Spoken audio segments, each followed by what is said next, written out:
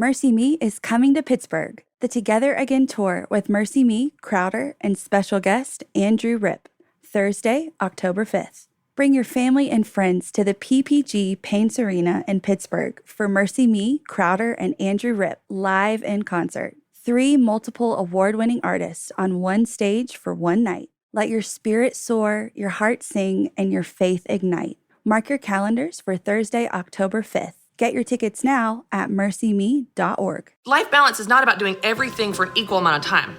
It's about doing the right things at the right time. You know how it is on that Friday before you go on a 1-week vacation? Yeah, you're like, I am getting this done. I'm out of here. Oh my gosh, you are so incredibly productive. Yeah. What if you could do that every day? Yeah. It only happens when you have constraints.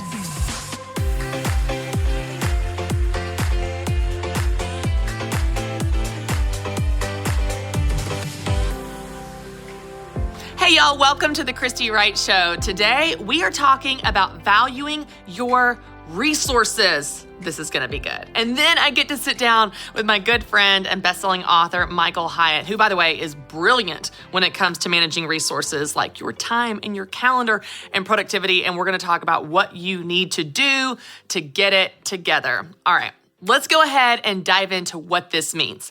Now, if you're tracking with me, we are working through the core of confidence, which is your source of truth, your source of confidence in your life. If you remember, we started with your spirit, then we talked about protecting your mind, then we talked about appreciating your body, and last week we talked about honoring your relationships. So we're working on our life from the inside out. Spirit, mind, body, relationships, and now let's talk about resources. Let's talk about what it means to value your resources, like your time, like your money, like your energy. Now, here's what I've noticed. There is a major difference in my life between when I value something and when I don't. And believe it or not, it doesn't have to do with the monetary value. Let me give you an example. I have some cheap sunglasses that I've gotten for 10, 15 bucks. And you know what happens to those sunglasses? They get thrown in the bottom of my purse. They get stepped on in my car. They get lost. They get scratched up. My kids break them. Inevitably, they get broken. Now, the cost wasn't that much, but it was more about how I actually valued them, how I actually treated those things that led to that result. Now, I also have a really nice, really fancy, really expensive pair of sunglasses that my husband got me for my 30th birthday. And you know what? I treasure those things. I treasure those things, not just because they were expensive, but because they were a gift from my husband. And so I treat them differently. You see this in lots of different things in your life. I have cheap jewelry that I lose and break and, don't take care of. And then I have my wedding ring that you better believe I never take off because I don't want to lose it. What's interesting is the value of the item didn't necessarily determine how I treated it. It's how much I valued it. You can have a $1 million mansion that someone trashes because they don't value it. And you could have a piece of paper that someone treasures because it is a letter from their late grandmother. The actual item didn't determine the outcome. The cost didn't determine the outcome. The price didn't determine the outcome. It's how much you or I value these things. And you know what I've noticed? In our lives, often our resources, our most finite resources like our time and our money and our energy are the things we value the least. We treat them like they're limitless, but they're not. They're limited, they're finite. Let me give you a specific example. So last year, I was on the phone doing research calls. I loved getting on the phone with customers and clients and fans and friends and just trying to understand what they're going through, what you're going through. What are your struggles? What are your pain points? What are your motivations? What are your goals? What are you working toward? And how can I help you get from where you are to where you want to be? It's a lot easier to create content and teaching and lessons for you when I understand you and I get to ask you questions and actually hear from you what you're going through. Well, there was one conversation I had with a woman, and y'all, the conversation was great and it was so helpful. I took tons of notes. But there was one specific moment that stuck out to me that I thought was just so weird. Okay, so I was asking her about how she spent her time. I was asking her about how she spent her money and just kind of understanding how she used her resources. And she began to tell me a story about a time that she was so proud of. Okay, let me tell you what happened during this time. She needed a doorknob for her house. Apparently the doorknob had broken and she needed a new doorknob. Now, just for context here, the doorknob she needed was not a fancy doorknob. It was not a super expensive doorknob. It was just a basic interior doorknob that cost about $8 at your local hardware store. Okay, I know because I have bought doorknobs at the local hardware store many times for our house.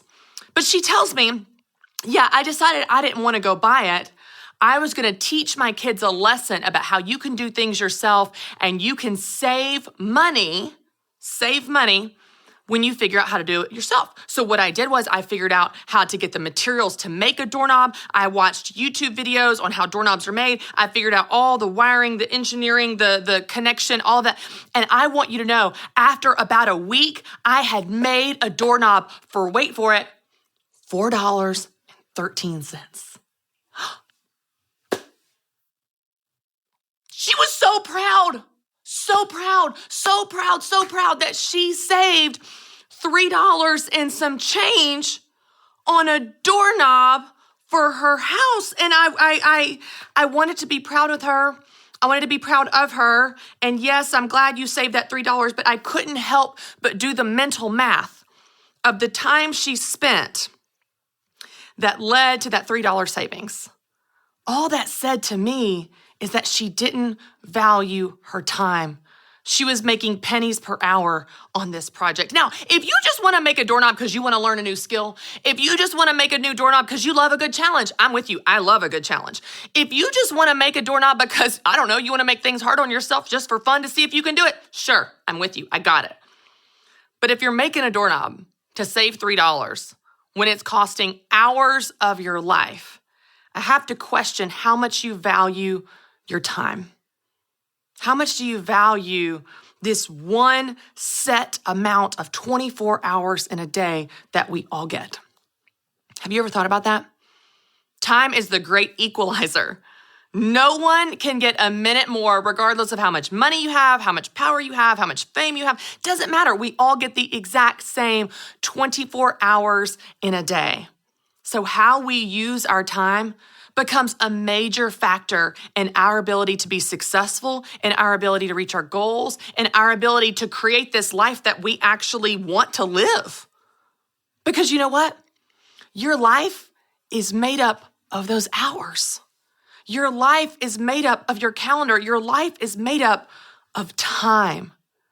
So when we look at how we create confidence, how we step into the person and the plan that God has for us, we have to look at valuing our resources, our time, the most finite resource we have, our money, and even our energy. Because God calls us to be good stewards of these things. And when we're not, no wonder we're stressed. No wonder we're frustrated. No wonder we're resentful and anxious and exhausted because we're spending our life, our time, our money, our energy, and resources on things we don't care about, things that aren't important. We say, this is important over here. We spend our time over here. This is important to me, but I'm going to spend my money over here. This is the most important priority, but I'm going to give this all my energy. No wonder you're frustrated. There's a disconnect in your life between what you care about and what your life actually reflects. So if you want to build confidence in yourself and confidence in your life, a big piece of that is valuing your resources. That means that you place importance on that thing. I'm going to be very careful about what I say yes to and what I say no to. I'm going to be very careful about the commitments I put on my calendar. I'm going to be very careful about how I spend my precious, limited, finite resource of time. You know, I talk about life balance all the time, and there's a lot of myths around life balance, and there's a lot of confusion around life balance. It feels like this elusive thing that we can never really nail down. We feel like, oh, do I have to have this perfect split with all these things in my life? And you don't. You don't. Life balance isn't about doing everything for an equal amount of time. I think it's about doing the right things at the right time. I think it's about living from your values. I think it's about spending your one life on what you actually care about, on what's actually most important to you, not your neighbor, not your sister, not your friend, not that influencer on social media, spending your one life on what's important to you. What an amazing opportunity we have that God entrusts us with these resources. But if we just try to fix the time problem, if we just try to fix the to-do list, if we just try to fix the calendar, we're going to miss the mark because life change happens from the inside out. But as you seek God first and start with your spirit and ask him what he wants you to focus on, and then you work on your protecting your mind and getting rid of those limiting beliefs, those toxic thoughts, those narratives that are just simply not true. And then you work on appreciating your body and who you are and everything that means. And then you let that confidence in who you are, spirit, mind, and body, pour into your relationships as you honor those relationships, as you treat others as you would want to be treated. Watch how that work you're doing pours into how you manage your time, how you value your resources of your time, your money, and your energy as you bring your best self to these areas of your life. As you come from a place of strength and confidence, not a place of resentment and running ragged and rushed and trying to please people. You're coming from a completely different place when you show up for people and you show up in places in your life. But it didn't happen by accident. It happened with intentionality because you worked on yourself from the inside out. I think you'll find as you do this, I think you'll find as you actually value your resources, you will look up over time. As this gets easier and you strengthen that muscle, you will look up over time and you realize you not only actually like yourself, you like the life that you're living. You're stepping into the person God has created you to be, and you're stepping into the plan that he has for you. And that would be the goal that any of us have. To lean in and find confidence in who you are and find confidence in the God that created you.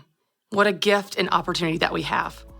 So as you work on yourself, start with your spirit, protect your mind, appreciate your body, honor your relationships, and lastly, value your resources. All right, y'all, I'm so excited. I get to sit down with someone that I have respected and admired and followed for a really long time, best-selling author Michael Hyatt. Michael, thanks for being here. Glad to be here, Christy. This is so fun. So you and I were just talking even off camera. Like, I've followed you for a long time. We've been in the same circles. You've been a friend of Dave's and our company. But one of the things that you are known for, at least in my mind, is time management and productivity. And you have so many resources on this. You have so much teaching on this. I want to know, let's just start by talking about why does this seem like this is such a pain point for people? Like, that's something that you constantly see come up.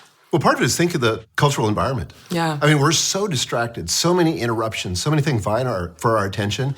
And I literally believe that our attention span has been so shortened because of social media, because of the internet. Yeah. So it's just hard to stay focused on anything. And yet, focus is the secret power of true achievers. To stay with something until you finish it and be able to achieve it is critical, but it's challenging. Okay, let me ask you this. On that note, do you find there are any patterns or themes when it comes to how men or women experience time management and distraction, or even personality styles? Do you see? Because I relate to that. I'm like, I get distracted so easy. Yeah, definitely. I think personality styles. I think some people are more focused kind of by nature.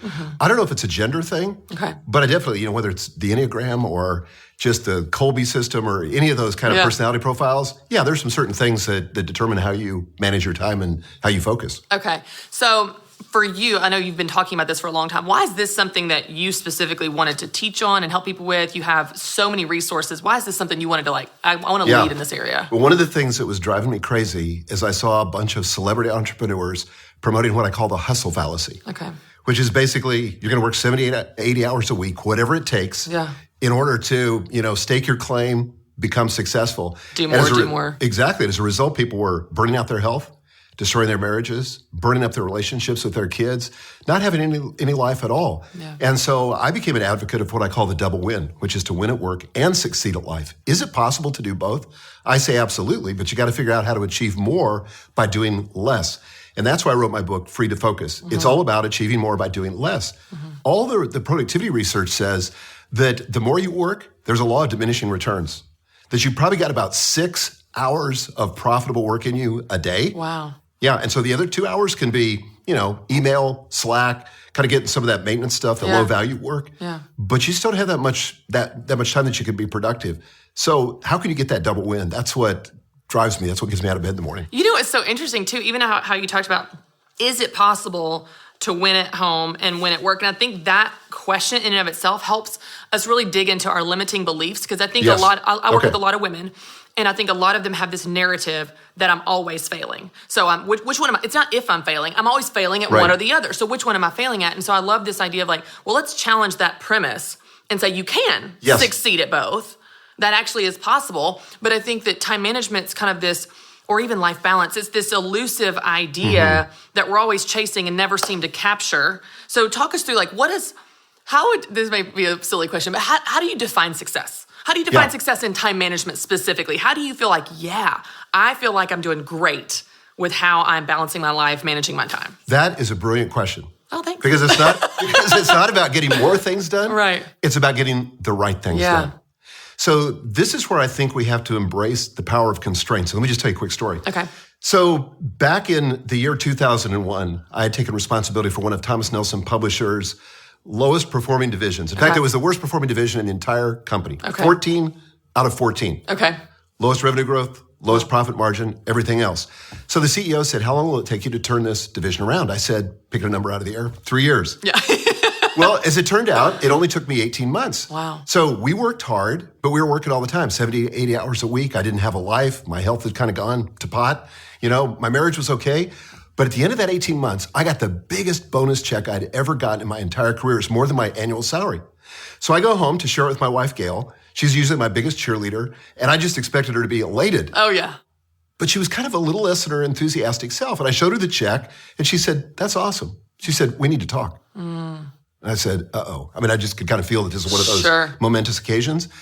We walked into the den and sat down, and she said, I appreciate everything you do for our family, but I got to tell you, she said, you're never here. And your 5 little girls need you. And she said, even when you are here, you're not really present. Yeah. And she said, I feel like a single mom. And she started crying at that point, and I teared up, and I knew she was right. I thought I'd reached the pinnacle of success, but it was a false summit. And I said to myself, I can't keep doing this. But I don't want to give up my career for my family. Yeah. That's kind of putting the ambition brake on. Yeah. But on the other hand, I don't want to sacrifice my own ambition and my desire to build a business on the altar, of my family's success, my own well-being. Right. So that really sent me on this 20-year quest to find out, is it possible to win at work and succeed at life? And I think it is. My life is not perfect, but today in my business has been on the Inc. 5,000 list for the last 3 years in a row. We just won the Inc. Best places to work. Yeah, but at the same time, last year I took 162 days off. I've got a great relationship with all my kids. And again, it's not perfect. Yeah. But this is possible. Yeah. This is possible. And I don't think people ought to give up this desire for balance in this futile pursuit to have more and to build, this crazy life that requires you to sacrifice everything. Yeah. I don't think it's necessary. I love what you're talking about too, because I think a lot of us believe we do have to choose. It would be very easy for you in that situation to be like, well, I'll just quit the business. The pendulum would swing so far to the other extreme, I just have to abandon this dream. And I think it's so easy to focus always on where we're not. I've talked to people before about my guilt often came from always focusing on where I'm not. So if I'm here with you, I'm like, oh, are my kids okay? I don't know. Right. If I'm at home, it's like, oh, I didn't catch up on emails. We're always, if you live your whole life looking through the rearview mirror, of course you feel guilty.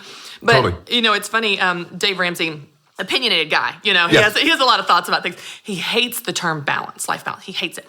And so I love a good challenge, and I love to teach on this topic. So we just go back and forth all the time. And I said, well, here's how I would define it, Dave. He's like, balance doesn't exist. I'm like, no, life balance is not about doing everything for an equal amount of time. It's about doing the right things at the right time. And so it's what you're saying with focus. It's in this season, I'm going to be focused on this thing. And this season, I'm going to be focused on this thing. And it's going to ebb and flow. There's seasons. Yeah, it's going to ebb and flow, but it gives you permission to be present where you are. And that's really powerful. That's hugely powerful. But I think this is where we've got to embrace the power of constraints. Because back in the day, when I was having that conversation with Gail, what happened before is I would be working through the day and I'd think, if I don't get this done, then tonight after dinner, I'll crack open my laptop and I'll finish it. Or if I don't get it done by Friday, then I'll do it on this weekend. And I'll somehow, there were no boundaries. No boundaries. Right. And so an executive coach I had, right after I had that encounter with Gail, I thought, I need some help. So an executive coach I hired said this to me. He said, I want you to figure out a time you're going to stop at the end of the day, and I want you to commit to not working on the weekends. Now, I want you to notice what happened. Okay. When I had that constraint, it forced me to make better decisions in the day. Yeah, that's good. So I'm not just going to be piddling around. You're more efficient. I'm more efficient. I'm focused. You know how it is on that Friday before you go on a 1 week vacation? Yeah. You're like, I'm getting this done because I'm out of here. Oh my gosh, you are so incredibly productive. Yeah. What if you could do that every day? Yeah. It only happens when you have constraints. Yeah. The beautiful thing is when you have those constraints, then you're free to be fully present with the people you love when you're not at work. Yeah. So I have these 4 rules that I apply so that when I'm not at work, when I'm on offstage time, I'm not going to think about work. I'm not going to read about work. I'm not going to talk about work, and I'm not going to do work. Okay.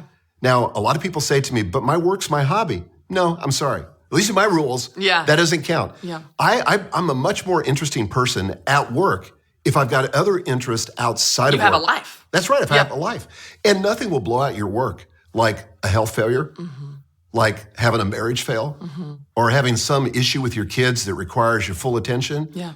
So it's better to incrementally invest. I know Dave believes in this. Yeah. Incrementally invest in all those areas as you go along, Right. so that you don't have a big blow up or a breakdown. Yeah, and the research, the medical research in terms of stress, burnout, especially with entrepreneurs, I've been reading about that lately, the numbers don't lie. So we may think we're invincible. A lot of entrepreneurs think that, but the numbers and the stress don't lie. Okay, I've got a question for you. So one of the things I think a lot of people struggle with, especially the audience I work with a lot of women, they're balancing this mom guilt, they've got dreams, side businesses, a career. But here's the weird paradox we live in. So we want to be wise with our time. We want to, have boundaries, have systems, all of that to be efficient and productive. And then as believers, I work with a lot of faith-based, audiences. Yeah, me too. You feel this pull of I feel like I'm compelled as a believer, almost to the point of being a doormat. So it's this paradox of how do I help people and give generously of my time, of my money, of my talents, of my energy, and protect myself to where I'm not getting burned out? And what does that look like? Because that's hard. Yeah, I think, coming to terms with the fact that I'm not God. That's really a hard one. That's a hard one. There is a God, it's not me. Wait a minute. I thought I was here to save the world. So I don't have unlimited resources. Yeah. Time, energy, attention, those are all resources that I have to manage. And that's why I think that self-care is a leadership discipline. If you don't take good care of yourself, then you're not available to other people, not available spiritually, not available emotionally, not available physically sometimes. Yeah. So for me, the best way to practice that kind of self-care thing is to have a morning ritual that's very methodical. And I talk about that in Free to Focus. I have it in my Full Focus Planner system. But to have a ritual in the morning that I observe every morning that sets me up for game day. Yeah. So that I can win the game today. Yeah. So it's going to look different for everybody, and it's going to look different in seasons of life. Like I'm an empty nester. By the way, once you get here, it's awesome. Am I ever going to make it? I don't know. You're going to make it. It's going to be incredible. But the thing about being an empty nester is I have a lot of time. So I'm able to have like a 3-hour morning ritual. Yeah. But my daughter Megan has 5 kids, and she's lucky if she gets in 15 minutes. Yeah. And that's if you okay. get up before the kids, it's just a miracle. That's a win. Yeah. So different seasons of life, and that's okay. But the important thing is that you have a ritual. Now, the truth is, everybody has one. Some people are intentional about it. Some people just kind of drift into it. Yeah. But the secret to succeeding in life is design it, not drift it. Design, not drift. I love that. And I will speak as a person that my whole life I've said, I'm a night owl. I'm not a morning person. I get my best work done at night. I still like to stay up late once in a while, but it's amazing how powerful it is when you set your day where you are in control of it versus being reactive. Because Michael, when I wake up to my kids, I need milk, I need this, he hit me. It's like I'm immediately feeling reactive. I'm waking up as mom, but if I wake up before them, and it is such a gift if I do, even if it's 10 minutes, I'm waking up as me. Okay, how do I want to spend my day? How do I want, it's just amazing the difference of how you start can affect your whole day. Totally. And I think what women have to see in particular is that that's a gift that they're giving to their family. Yes. So it feels like selfish. And I feel like women struggle with this more. And as the father of 5 daughters, I see this in my own grown girls.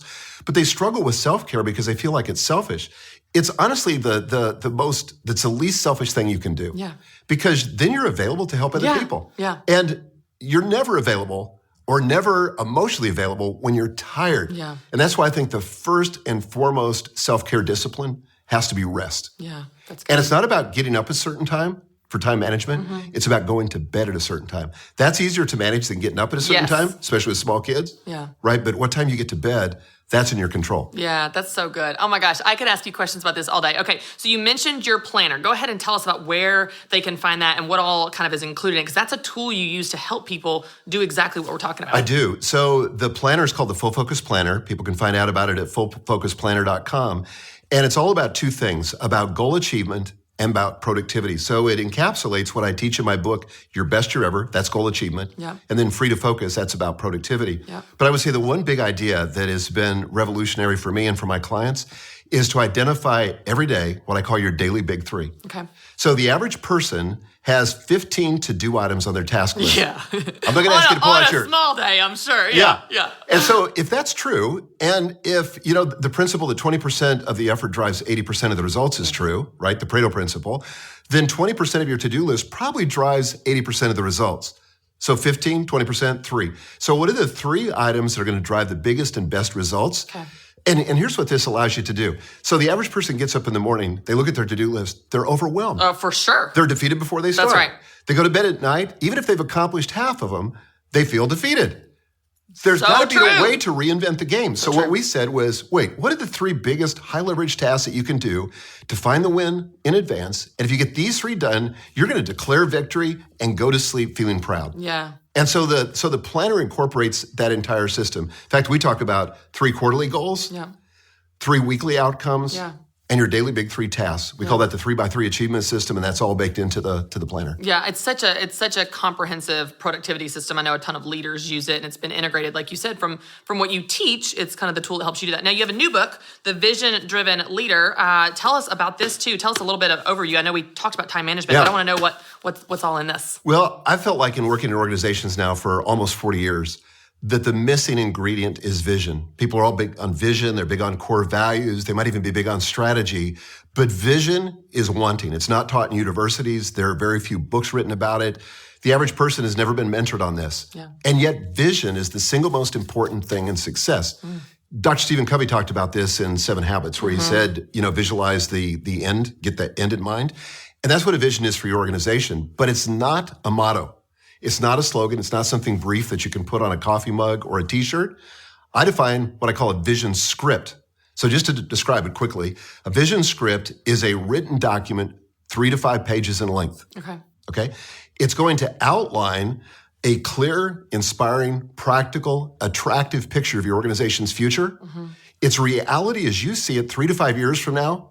And here's the cool part. It's written in the present tense as though it's already happened. Wow, I love that. Now, when you have Just this... speaking it into being. That's right. That's right. And have it robust and clear. This becomes a document for your organization so that you know what it looks like when it's finished. Yeah. It'd be kind of like if I was going to build an addition to my house, which I just did recently. If I just went to Home Depot and bought a bunch of materials and came home and started building without a plan. And yet that's how most people approach their business and frankly their life.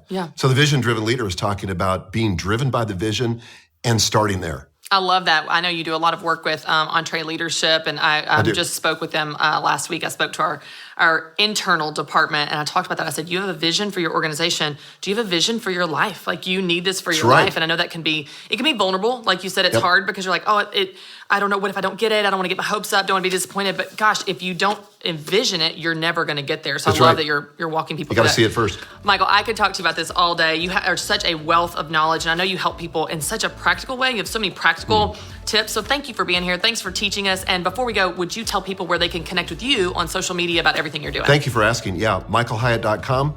You can find links to my podcast, my coaching program, all my products, books, etc. Perfect. Well, thanks so much. Thanks for being here. Thanks, Christy. All right, y'all, I want to share a scripture with you that I have used many times before in teaching, but it's so perfect for what we're talking about when it comes to valuing your resources. Now, we've been talking about time and money and energy, but I want to share with you this story, this parable from Matthew 25. It's the parable of the talents. Now, you've heard it before, but just sit here with me, and I want you to try to hear it with new ears, especially in light of what we're talking about when it comes to stewarding what God has given us. All right, this is verse 14. It says, "Again, it will be like a man going on a journey who called his servants and entrusted his property to them. To one he gave 5 talents of money, to another 2 talents, and to another 1 talent, each according to his ability. Then he went on his journey. The man who had received the 5 talents went at once and put his money to work and gained 5 more. So also the one with 2 talents gained 2 more. But the man who had received 1 talent went off, dug a hole in the ground, and hid his master's money. After a long time, the master of those servants returned and settled accounts with them. The man who had received the 5 talents brought the other 5. Master, he said, you entrusted me with 5 talents. See, I have gained 5 more. His master replied, well done, good and faithful servant. You have been faithful with a few things. I will put you in charge of many things. Come and share in your master's happiness. The man with the 2 talents also came. Master, he said, you entrusted me with 2 talents. See, I have gained 2 more. His master replied, well done, good and faithful servant. You have been faithful with a few things. I will put you in charge of many things. Come and share in your master's happiness. Then the man who had received the 1 talent came. Master, he said, I knew that you are a hard man, harvesting where you had not sown and gathering where you had not scattered seed. So I was afraid being a key word here, and went out and hid your talent in the ground. See, here is what belongs to you. His master replied, you wicked and lazy servant. And he goes on to talk about weeping and gnashing of teeth. It doesn't go so well for the guy that had the 1 talent, okay? But here's what's so interesting about this verse. I think so often we have something in our life, whether it's time, it's money, it's energy, and we have just a little bit and it never feels like enough, right? We never have enough money. We never have enough time. We never have enough energy. Certainly if you have little kids, you never have enough energy. We never have enough, but we're always focused on our lack. I don't have enough. I don't have enough. But what's so interesting is we sit here focusing on our lack, our deficit of time or money or energy, and we ask God to give us more. God, give us more. Now, there may be situations and circumstances where you just need God to show up and provide, and that is real, and God can do that. I believe that, and I have seen it in my life and other people's life.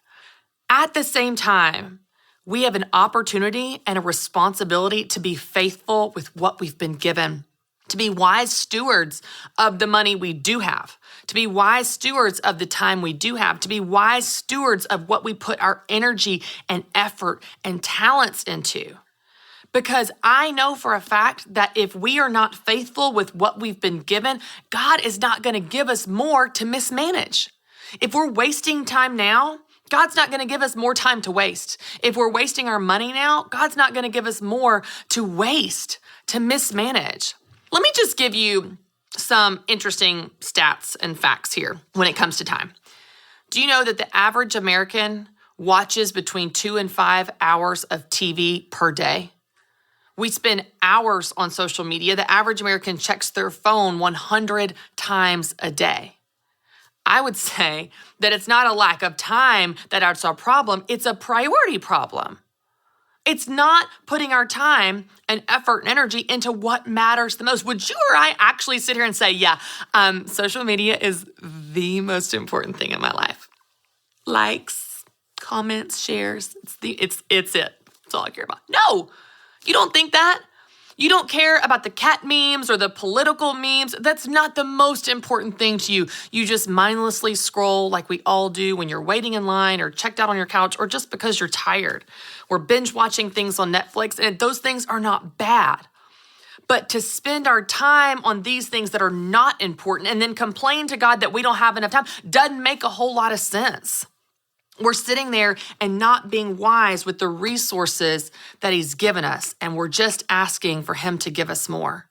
We have such an opportunity to be wise and faithful with what we've been given, to spend our resources and steward our resources on what matters the most to us, on what God is asking of us. And in doing that, in our faithfulness in those things, that is where I believe God will bless us abundantly. He can trust us with more when we have been faithful with what He has already given us. It's just like the master says to the servant. He says, well done, good and faithful servant. You have been faithful with a few things. I will put you in charge of many things. And then the result is come and share in your master's happiness. Let's party. Let's celebrate. This is good news. How you've handled this has been good. So let's just talk practically and tactically of what that could look like. A system and plan for your time is your calendar. It's your schedule. A system and plan for your money is a budget. That's a really simple way to manage these resources that you have. But of course, There's always an opportunity for God to show up and disrupt your plans like only God can, and He will. And I think you can have a system for your money and where you spend it and where you give, and your time for where you spend it and where you give and what you put your energy. And then there will still be moments where God shows up and go, hey, I really want you to leave a tip to this server and bless them. Hey, I want you to cancel that meeting and focus on this person in front of you. And when the Holy Spirit prompts you, that trumps any system or plan or budget or schedule that you have. But it's both. It's not all God and it's not all us. We're going to work like it all depends on us and pray like it all depends on God. We're going to need a system and a schedule and a budget and a plan, and we're going to need to be willing to respond when the Holy Spirit leads us. I think it's in both of those that we can be faithful, wise, and generous stewards of the resources that we have. So I want to ask you some journal questions. I want you to write down your answer to these like we always do. And I want you to think about what this means in your life, spiritually, but also practically. The first question is this: which do you tend to do more?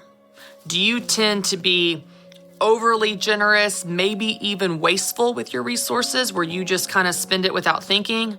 Or do you tend to hold your resources like this, with closed fist? The scarcity mindset of, I don't have enough, so I've got to hoard it and hold it, and I can't give it anywhere. I can't spend money or give or show up because I've got to hold on to everything. Which do you tend to do more? Be careless, or maybe be a little too cautious? Write down your answer.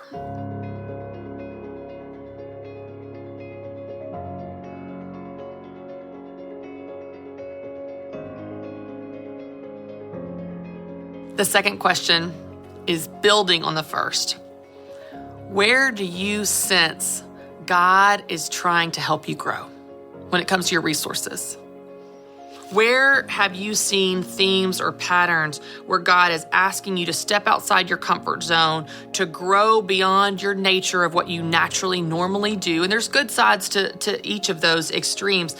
Where is God asking you to grow and trust Him with your resources? Write down your answer.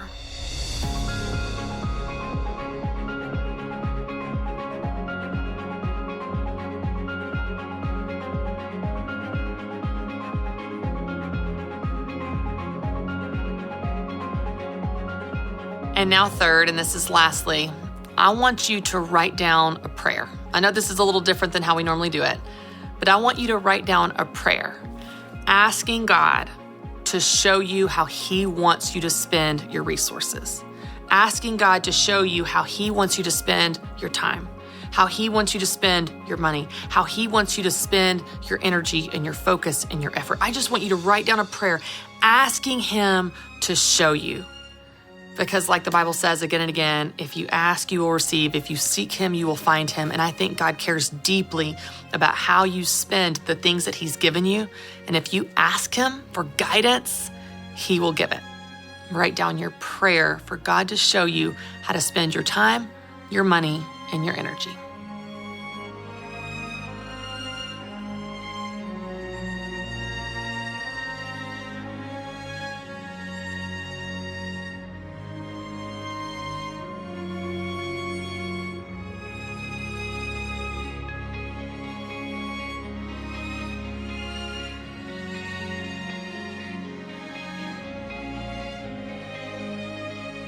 All right, I'm going to pray for us as we wrap up. God, thank you that you do care. Thank you that you care about every detail of our lives. You care about every hair on our head. You care about every job we have, every worry that we have, every goal we pursue, every relationship that we spend time with. You care about everything.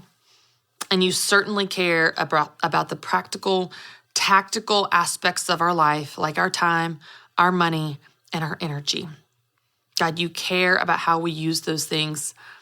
And God, I pray that right now you would give us guidance, that you would give us discernment and direction, that you would show us where to put our effort, where to put our money, where to spend our time, how to create schedules that reflect the life that you want us to lead, not what everyone else tells us to lead, not doing what everyone else tells us to do, not giving where everyone else says their cause is the most important. God, would you show us where you would have us show up, where you would have us give?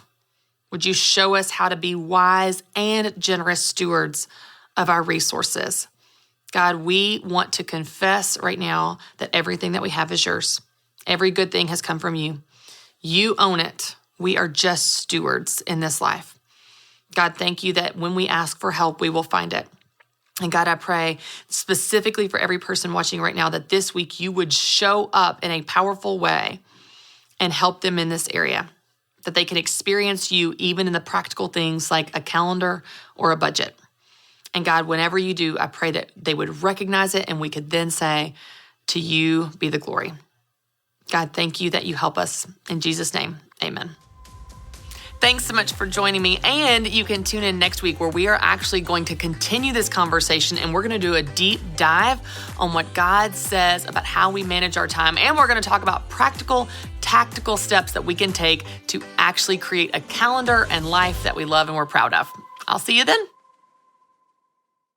Mercy Me is coming to Pittsburgh, the Together Again tour with Mercy Me, Crowder, and special guest Andrew Rip, Thursday, October 5th. Bring your family and friends to the PPG Paints Arena in Pittsburgh for Mercy Me, Crowder, and Andrew Rip live in concert. 3 multiple award-winning artists on one stage for one night. Let your spirit soar, your heart sing, and your faith ignite. Mark your calendars for Thursday, October 5th. Get your tickets now at mercyme.org.